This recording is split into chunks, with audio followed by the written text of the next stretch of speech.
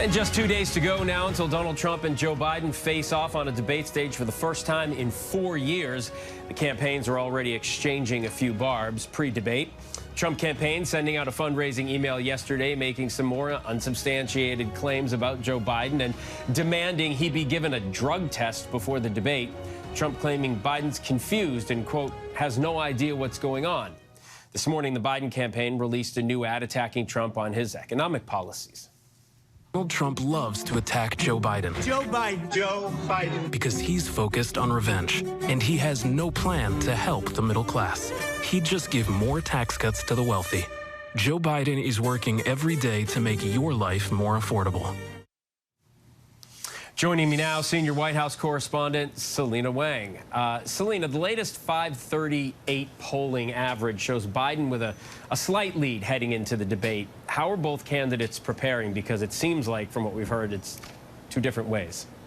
Yeah, Phil, I mean, these two candidates could not be preparing for this in more different ways. For instance, you've got President Biden. He is still hunkering down in Camp David. He is really refining his message, honing in on his attack lines, and doing these full 90-minute mock debates. He's over there with his top advisors, and they're trying to figure out the best ways to hold Trump accountable. They say not just for what he's done, but what he said. We know they're going to be going hard at Trump. The president will be for the overturning of Roe versus Wade, for the abortion restrictions we're seeing across the country, and reminding voters that Trump said he's going to be a dictator on day one. Now, look, the Biden team tells me that they believe American voters just have not really been dialed into this race yet, but that this debate on Thursday is really going to be an inflection point for that, for voters to understand the stakes of this election.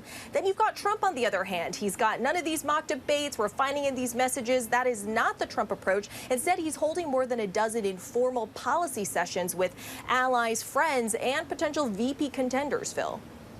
Yeah, I'm curious, when you're talking about the former president's messaging leading into this debate, I mean, as you heard in the introduction to this conversation, on one hand, he says you should drug test the president. He doesn't know where he is. On the other hand, he says, he's a formidable debater.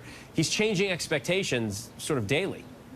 Yeah, Phil, I mean, I think you really hit the nose on the head, which is that Trump has been all over the map on this issue. For months, he was really lowering expectations of a potential debate with President Biden. He was saying that he's cognitively impaired, made it seem like he couldn't even finish a sentence.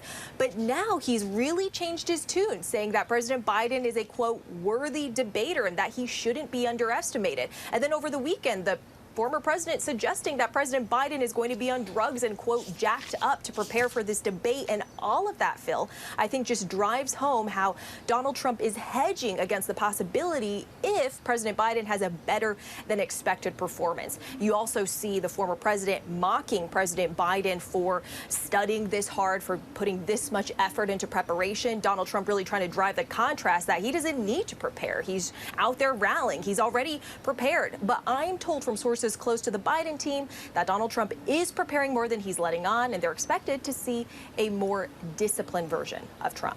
Yeah, this is going to be quite a moment in time, and our political team, of course, getting ready for it Thursday night. Selena Wang at the White House, thank you so much.